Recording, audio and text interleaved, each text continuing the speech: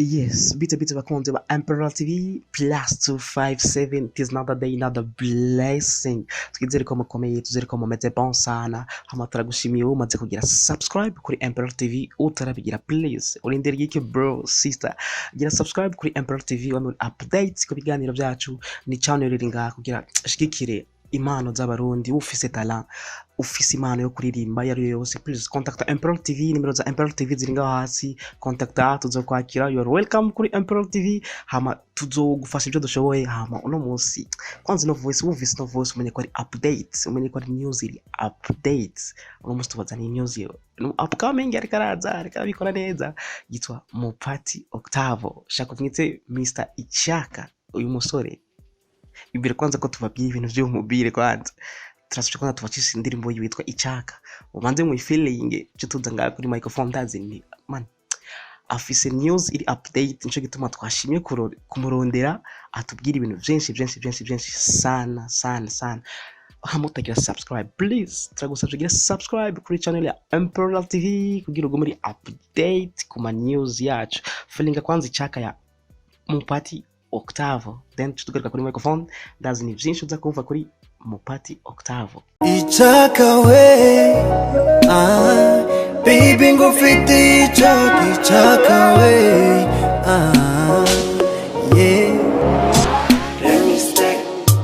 sinzongera gukora mistake ora paure mistake sinzongera gukora mistake one way agahinda watewe n'ubukunda yo uri imbere yanjye harahinda yeah umutima wanjye uzuye agahinda ndarebaguzwa meze nk'abarafi. Yes, twizere ko mwashoboye kubona indirimbo ya Mupati Octavo yitwa Ichaka. Abantu ndazi bashaka kumenya icyatumye no musi tuvugana kuri Mupati Octavo. Iminsi heze imari zari nyinshi cyane mu Rwanda ni supporting abarundi Meddy yarakoze indirimbo na Satubin tugeze tubona post ya Meddy ariko siko bimeze kuri Mupati Octavo soko bimeze kuri Mupati Octavo turiko turabona abantu bamu supporting benshi mu Rwanda twarabonye post ya Kitoko turabona post ya Christopher muramuzi n'umwanditsi w'indirimbo yitwa Ijoro Rito Simusiga ndakwemera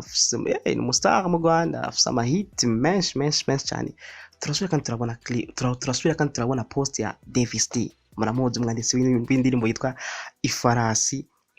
cyadutangaje kandi n'abajournaliste bro basigaye bashikira umuziki ndondi turasubira kandi turabona post ya Irene wo kuri Sibo TV murazi ko ari ni TV ya Bruce Melody why kubera iki bariko baramupostinga Mupati Octavo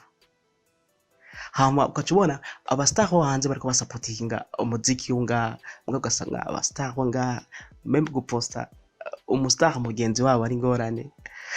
twarondeye Mupati Octavo turamubaza uyumva gute nigiki kwanza ubona gituma bariko baragusupportinga sana abanyarwanda reka mumuve Mupati Octavo tuza tubabwira updates yindi ya Mupati Octavo sikintu gishasha isei reka kwanza mumve voice ya Mupati Octavo yavuga na Emperor TV tutugaruka kuri microphone ndazi ni byinshi muza kumva about Mupati Octavo. Salut ndabaramukije cyane Imperial TV. Hama kibazo ca mbere je nababwira ko ari imbaraga zidasanzwe man imbaraga zidasanzwe kubona muri ivyo nka Christopher posting avuga ati mwitegura ikintu gikaze kuva kwa Mupati Octavo yani imbaraga zidasanzwe cyane ku muri ivyo wese azi ihangiro yihaye muri career yiwe ya music azi shasha kugira ko ibijya n'ibintu bikomeza umuririmbyi bigatuma abona yuko ibintu ariko arakora hari ahantu bishika muri bakuru bacu bakavuga ati uyu muntu ariko akora neza no gushigikirwa ya ni nayo mpamvu ubonye nk'ijya post n'abandi bose babikoze ndanabashimiye cyane abari byose bapostinze ndabashimiye cyane ni imbaraga zidasanzwe cyane baba bariko bantera courage idasanzwe kabisa muri career yanjye ya music so ndabashimiye cyane Christopher n'abandi bose big up son hama Ichaka biri naco nababwira mu ndirimbo Igitabo bitega ikintu gikaze bitega ibintu batigeze bumva mu ndirimbo nakoze zose bitege composition ya danger bitege Igitabo harimo utuntu twinshi nababwira tuzobaryohera cyane ya kandi mubandanye mudufasha mudusupportinga mubandanye mudukorera ibintu by'amateka kugira ngo tubandanye dukora ibintu natwe by'amateka. Yes, twizere ko mwaronse akanya ko kumumva Umupati Octave yatubwiye byinshi Imperial TV, hama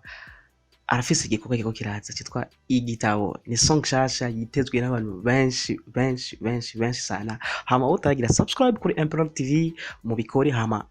abataragira subscribe no kuri channel ya Umupati Octave yitwa Umupati Frontex Official, mugende mugire subscribe please, to supporting ivyo wacu nakuntu abastar bo mu Rwanda bashaka batangiye gusupporting ivyo mu Burundi, bwo gasanga abaririmbyi b'abarundi n'aba fans b'umuziki ndundi batariko barasupporting abaririmbyi bacu. Please to supporting ivyo wacu, hama then to supporting ivyo abandi, hanyuma twanje gusupporting ivyo wacu. Hama ayandi makuru ariko cyane ko ni ibintu vya Kidumu na Natasha,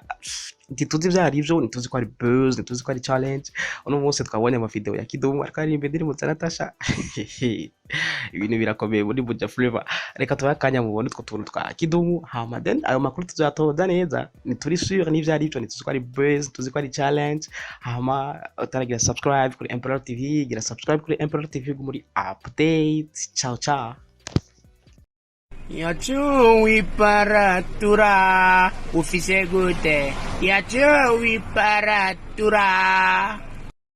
umunsi wa mbere duhura cyo nacyumvye ubugari chumba ewe mukama yewe Imana itubabarire.